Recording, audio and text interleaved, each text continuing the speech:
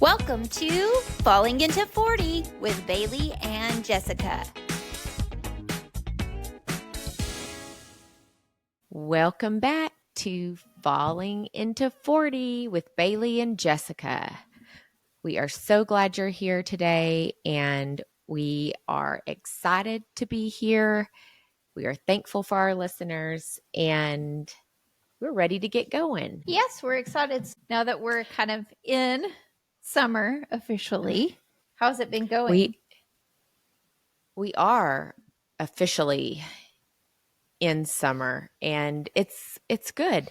The break is nice. It somehow seems like it's always strange to me how suddenly you go from a different kind of busy to a new kind of busy. And as a mom, I still find it hard to say, okay, we can have a day of doing nothing. We don't have to have something to do.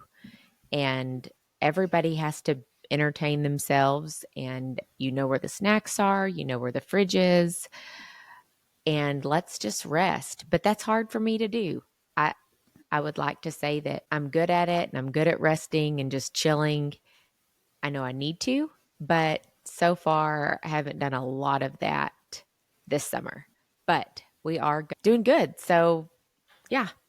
How about you? So we're kind of on a vacation hangover right now. We were on a week-long vacation, and now it's kind of the calm downtime afterward, but still trying to get all the laundry done and get everything back in order after we've gotten back. So when you go on a vacation, my husband and I were having this discussion.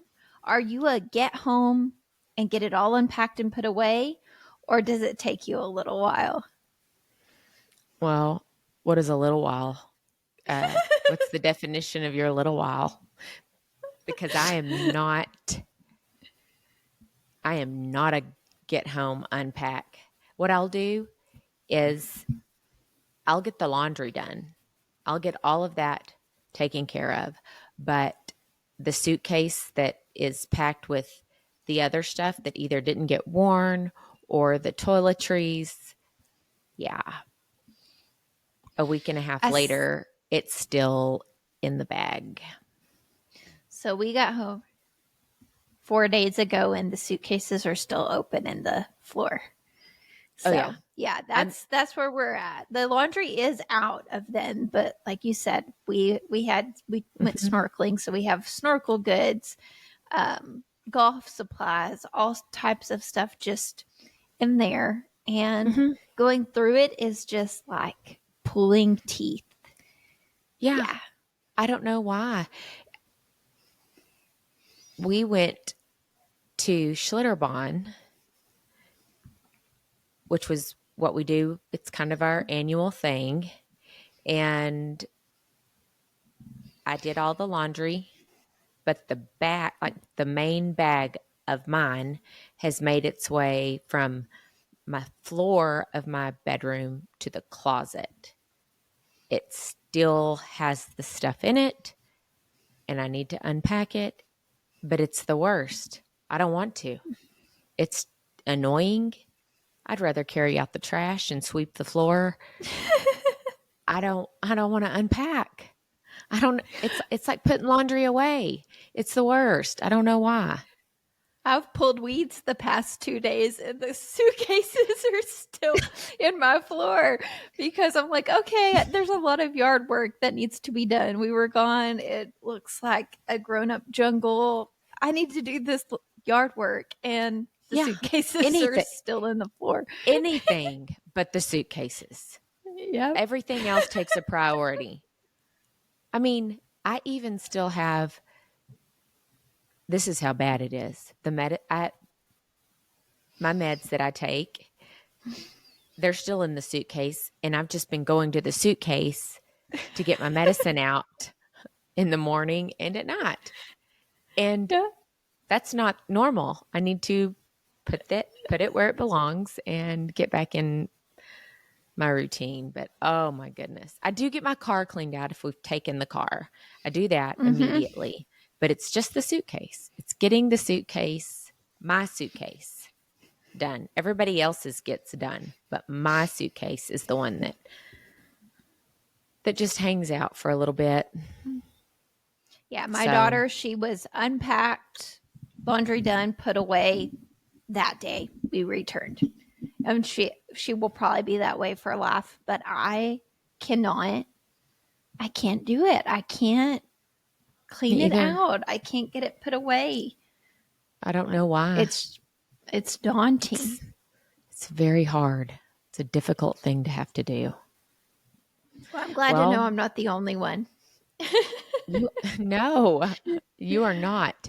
Y'all had a good time? A good trip? Good summer start off, I guess? A good kickoff? It was really fast, to go from finishing up the school year. We had basically one day between dance recital and the trip starting to get packed and ready and just go. And while it was nice, now that we're home, I'm like, oh my goodness, like we just left. But it was awesome. We snorkeled, we laid on the beach, we did a whole lot of just chill. I mean, we didn't really go on this vacation. We kind of took the time to rejuvenate and relax, and it's what we needed. So That's awesome. Yeah. I'm glad. How was Schlitterbahn? Did you ride the rides?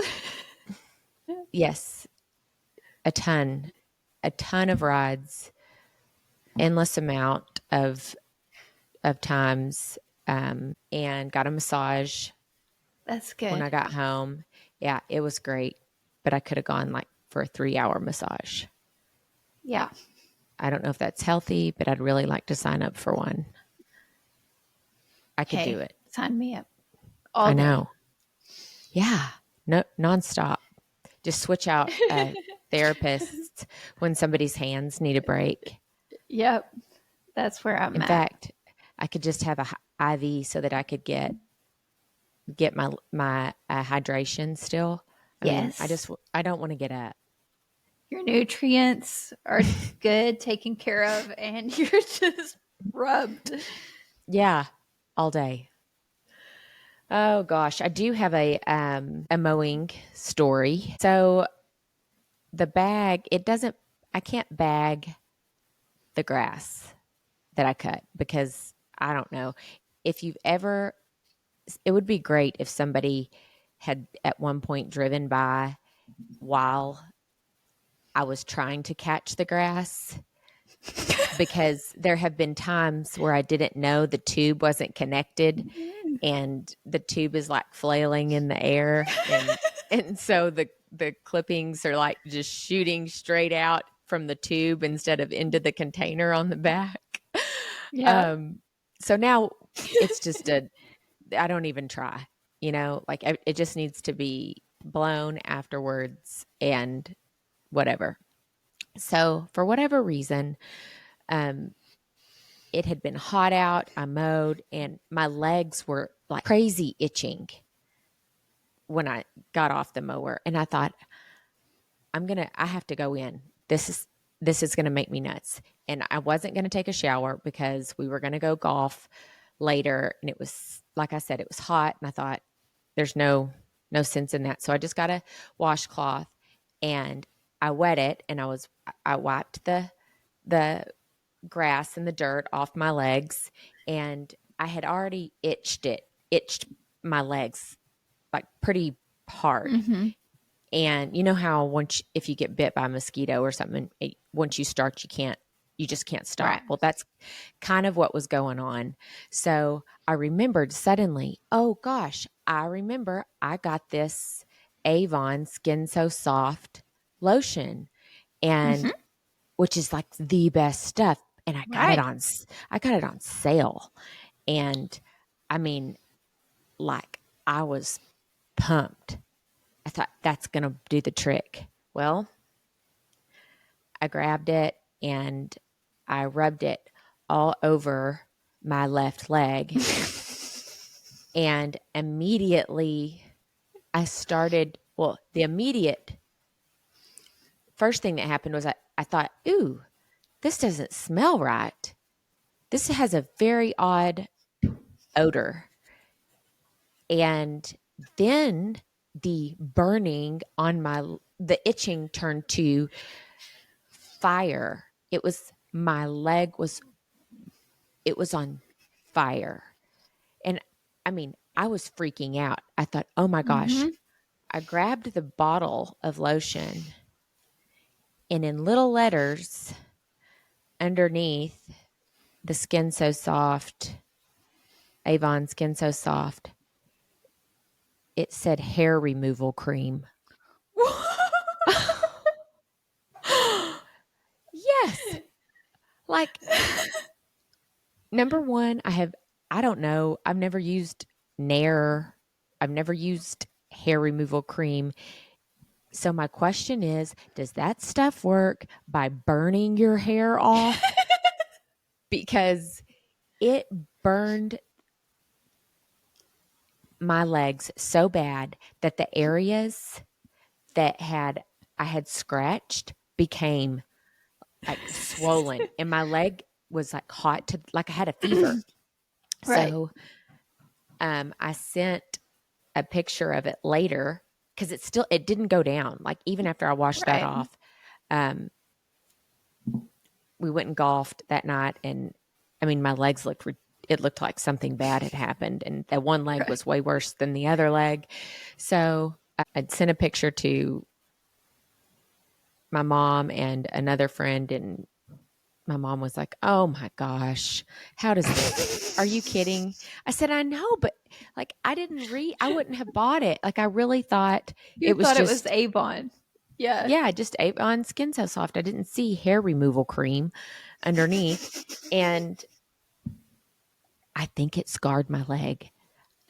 No. Yes, because this past weekend, we played in a golf tournament, and I was looking down at it, and I said to my husband, I said, I think that scarred my leg. And he said, yeah, I saw that. I mean, like it's not terrible, but maybe it didn't. Maybe it'll get better. But I just thought, okay, I don't know. Maybe I need to give up on mowing. The universe is telling you. Maybe not. Maybe this is the summer entertainment. I don't know. Oh my goodness. Stay tuned for more. Yeah, stay tuned for more. I don't have any experience with hair removal cream, and now I have had one experience, and it will be the only experience. You're not running out and buying any. No more. Oh my goodness.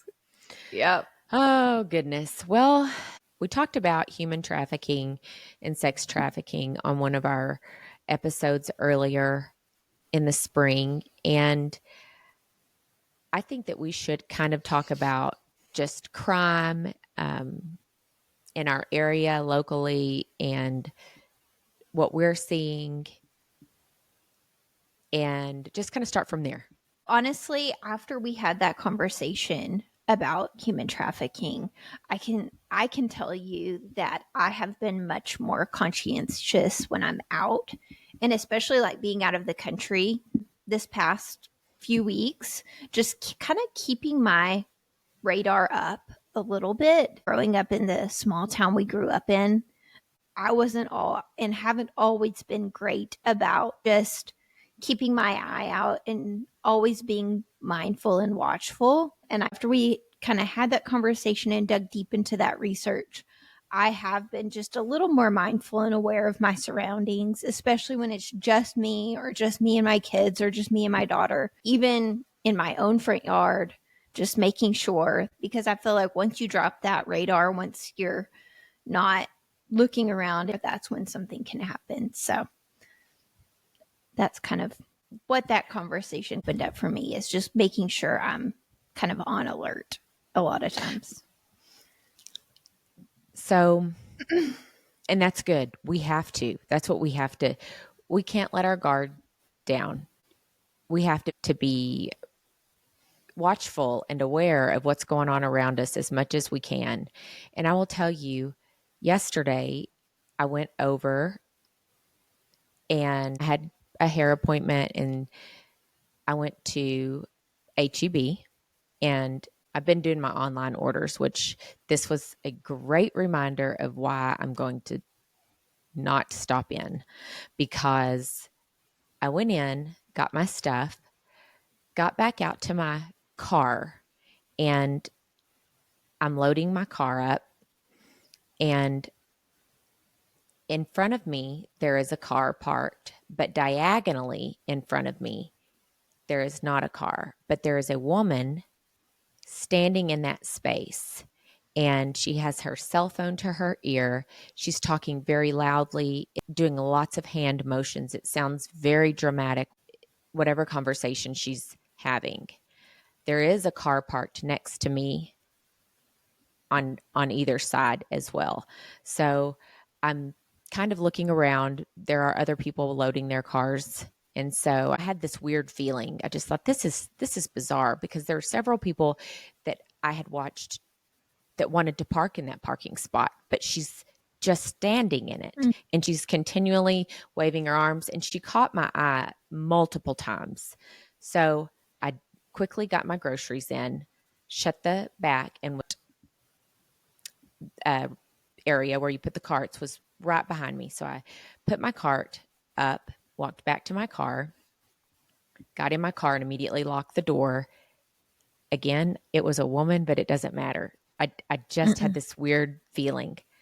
Then I noticed that in the car next to me, there was another woman sitting in the passenger seat who was on her phone texting the whole time. I put it in reverse, and the second I put it in reverse, the woman that had been on her phone taking up that parking spot with her body jumps in her car and starts backing up.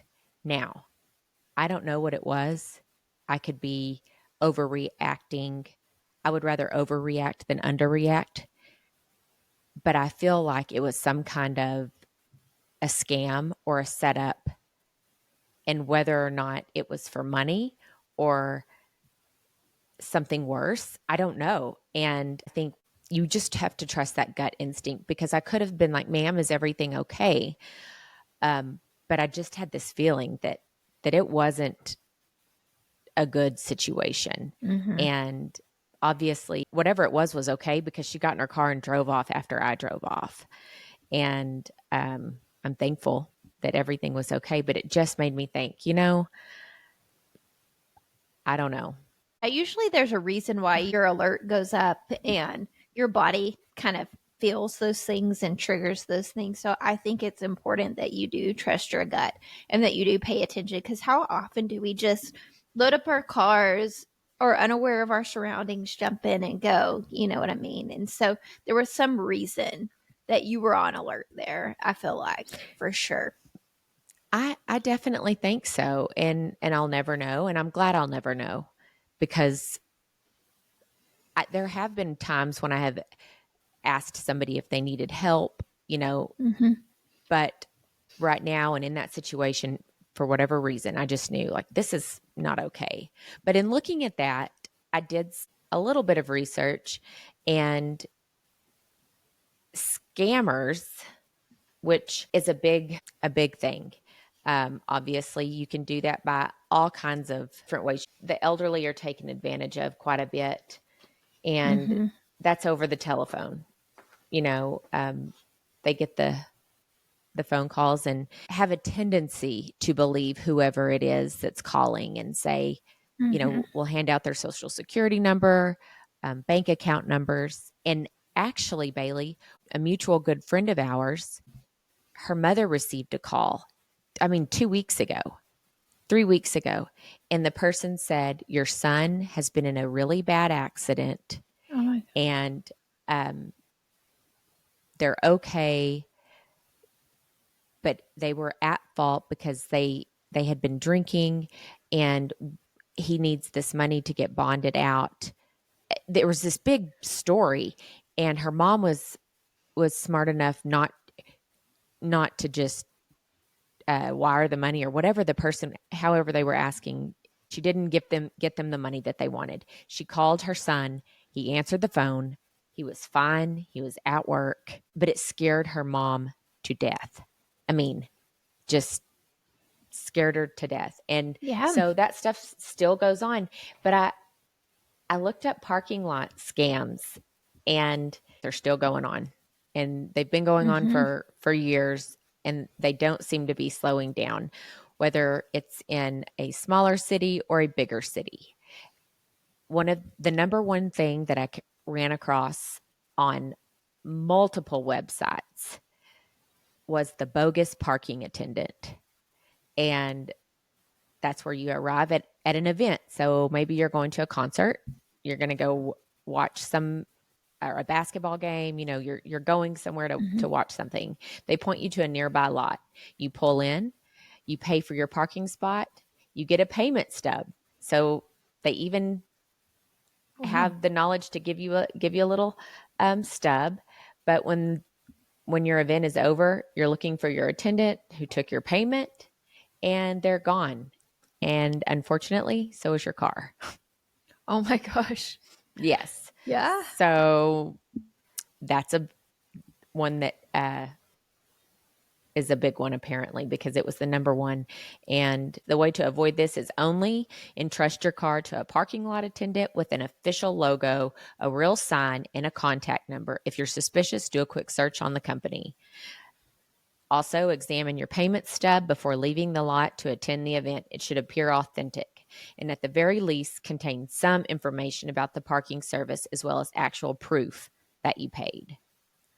There's also the Trick-It ticket, and it starts much like the other. You're going to an event, you pay for your parking, and you return to your car when the event's over.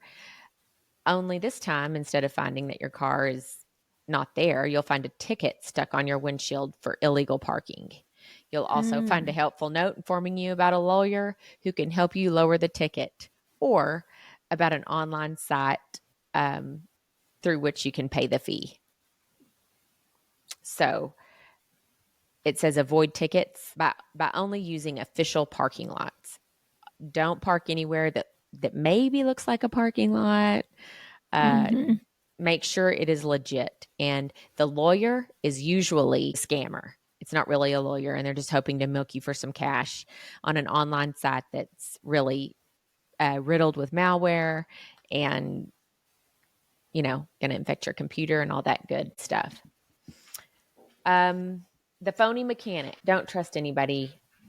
If you get to your car and it's not working in a parking lot, and there's all of a sudden somebody there that says, "Ma'am, is your car not starting?" "Oh, no, sir." And they say, "Oh, hang on just a second. Pop your hood. I'm a mechanic, but I'm kind of short on cash." You know, no, don't do that ever. It's a no, thank you. Let me call AAA, or there's a number on the back of your driver's license. I don't know if people know this. There's a number that you can call for assistance, but call a company, call anybody. Don't take help, even if it's a legit person that it could help.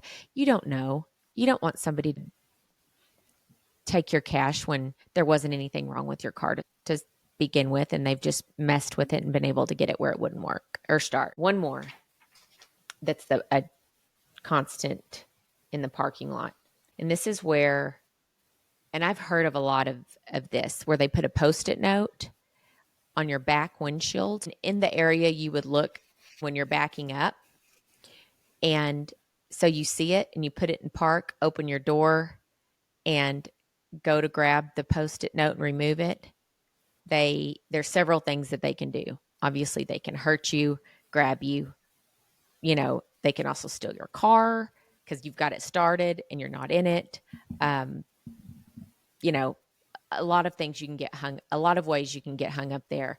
The best advice from police that I saw was, if you get in your car and you see that Post-it note, or you see something stuck to the back, or you notice something underneath your windshield wipers even, don't get out of your car.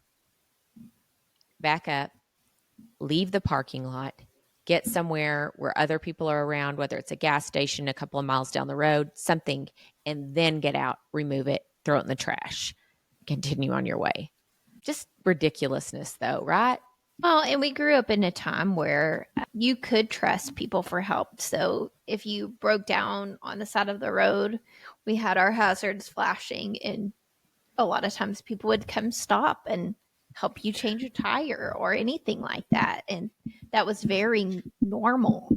But now it's just really hard to even trust. I don't mind parking pretty far out in parking lots and walking to avoid traffic or just to be able to get it in and out, not having to circle around looking for a spot. But I've kind of gotten away from parking so far out, and especially like a big store or a mall parking lot, and especially at night too.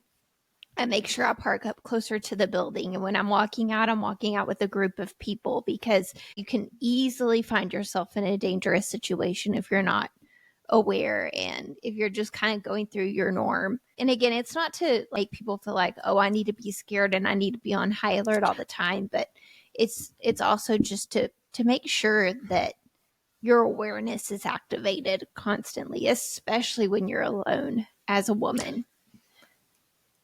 That is exactly right. And you hit on all of the things that we should do at night. No, one thing you're not supposed to do is walk out on your phone, because you're distracted, and you've got to, most of the time you have your hand holding the phone, even if you have it on speaker, which a lot of people do. The other thing is, if you're on your phone and you're using your AirPods, you can't hear. You can't hear what's going on around you. So the best advice is not to be talking on your phone. Now, I remember in college, there was a couple of times I was a little bit scared of the parking garage that I was having to park in and walking to my dorm room.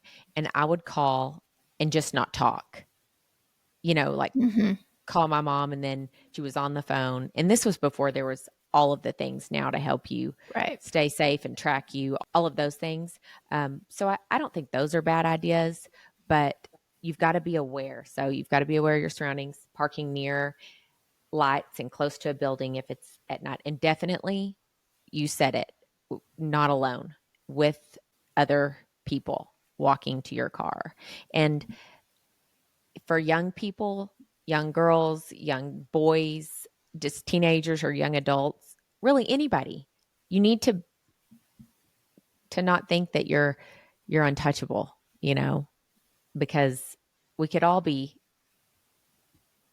at risk at some, just given the right circumstances.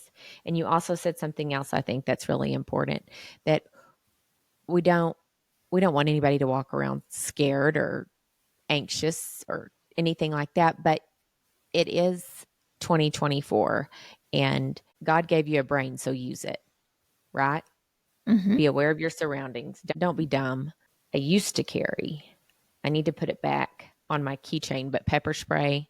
And in West Texas, unfortunately, it's so windy. If you were to use that, I always think you need to think, is the wind blowing? Because you could actually get your, like you're the one injured from your own pepper spray because it's so windy so often. Another thing, stay away from high crime areas. I feel like any kids that are going off to college right now that are kind of on top of the world need to remember that where they go matters.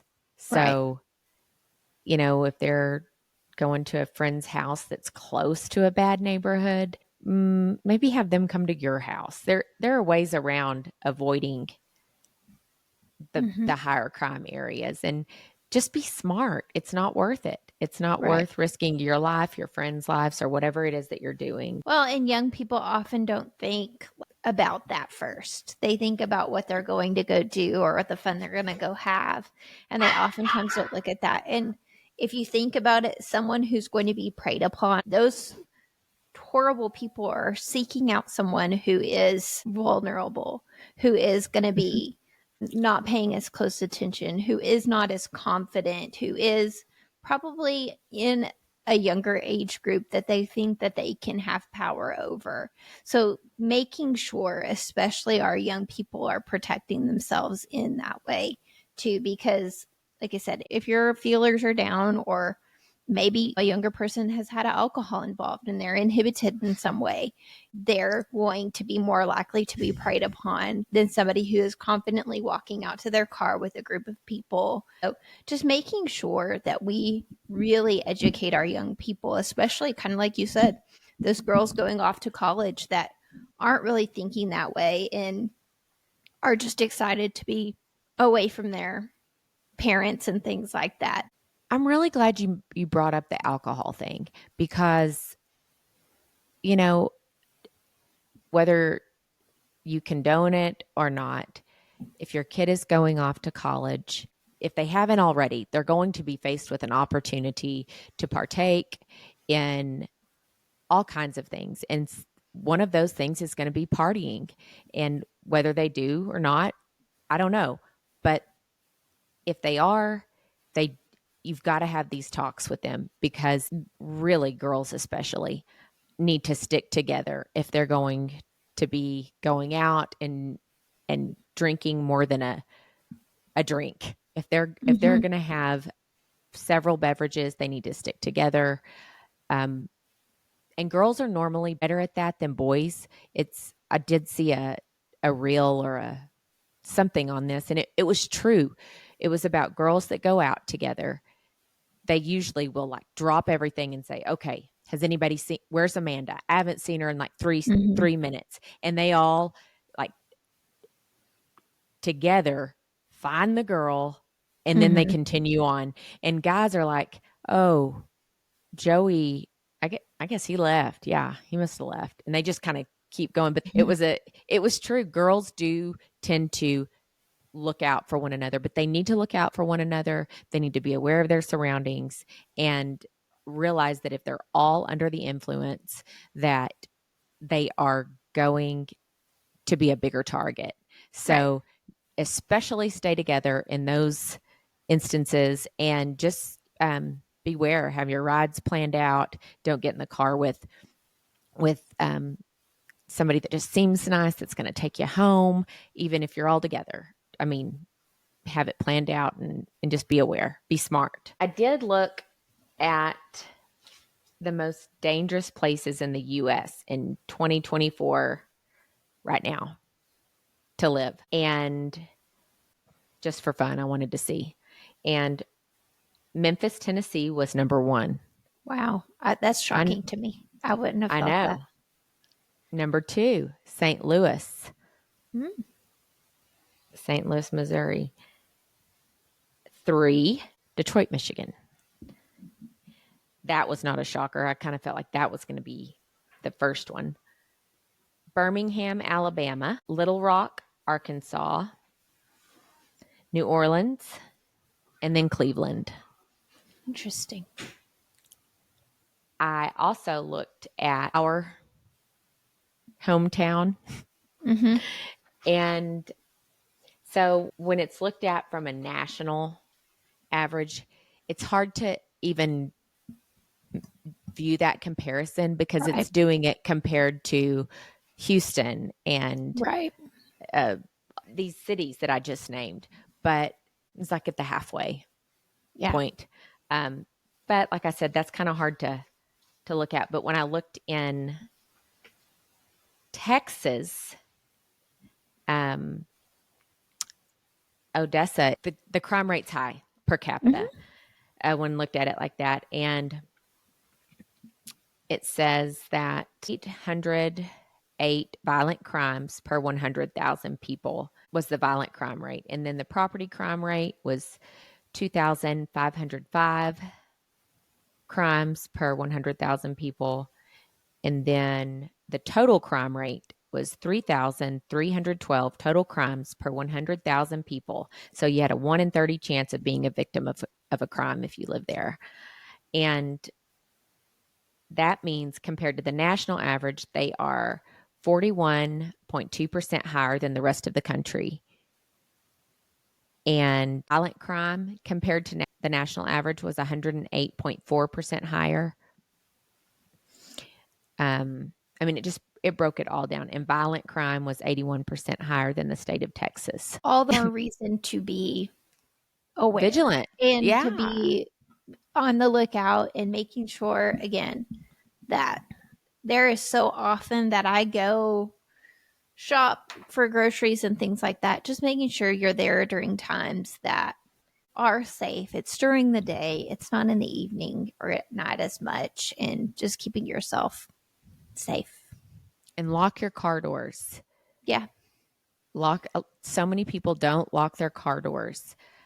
I lock my car doors the second I get in. And for some reason, they don't automatically. I think some cars they lock when you get to a certain speed, or you can set it to lock when you put the car in drive or something like that. But I don't think typically they automatically lock when you start your car. I think it's usually a setting of either when you put it in drive or when you get to 15 miles per hour it locks or something like that. I know like a I, couple of vehicles I've had that's like a choice of settings. I need to look it up because right now always want to start my car first because it's hot. Mhm. But the first thing I do is lock the doors, Yeah. like get in and lock them. Um, and I'm not a hermit. We get out and we do and we have fun, but you've just got to be careful. You Yeah. just, the scammers and it was different than the time that we grew up in. And that's because in my own opinion, we didn't have all this technology. All this information just wasn't readily available. But at the same time, I also rode my bike all around town. Yep. Sheila, if you're listening, do you remember that summer we rode our bikes all around town? And yeah, I mean, like it was the thing, man. Like, and we didn't Yeah, have we cell would phones. we would leave and it was like come check in at lunchtime. We would come check Mhm. in at lunchtime. We'd leave again. And it was like before the street lights come on, you better be home. And Yeah. so it depended on what time of year it was as to what time that was. But it was like before it gets dark outside, you need to be home or close to home. Because sometimes, even after it was dark, we hung out in the neighborhood and would play basketball with the neighborhood kids or whatever. I mean, we were constantly just on the streets, just walking all around, having a good time. And now I live in a cul-de-sac and I worry about my kids getting out of my visual sight within our cul-de-sac a little bit. And I have always liked to go for a run or go for a walk and things like that. And it's getting to where that can be a bit of a scary thing, especially I do it to clear my head. And so sometimes I like to go alone to run or to go alone to walk. And just as kind of a stress release, but it's getting to where you can't really do that anymore. It's not really a good idea to go for a run by yourself or go for a walk by yourself any longer because of the safety and how dangerous it could be. Because, yeah, you just never know. And there's so much construction. Our community is growing so much. There's so much construction going on all around that there's people coming in from different places that are doing that construction. So I mean, even during the day, there's different people than I've seen before just around our neighborhood and things like that, to where I'm not going for a walk or a run by myself in the early morning or later in the evening when it's cool enough to during this time of year. So that's been a change for me because I was always like get up at 5 or get up at, before it gets hot and go for a run or a walk alone. And I haven't Yeah, done that's that. not happening. No. 100%. That is not happening. Yeah. And, we live in a small community, but last year there was like a chase down and someone was arrested in my front yard, like, like a throwdown. And I missed it. I wasn't Yeah. home. And a citizen had helped tackle the person that had been kind of wandering around the houses and I think maybe intoxicated. Mhm. but that was in the front yard. And I'm going, are you, what? How did I miss this? And then just probably 8 years ago, when we moved into this house, a couple of houses down, there is a building, and in the parking lot, there was a shooting.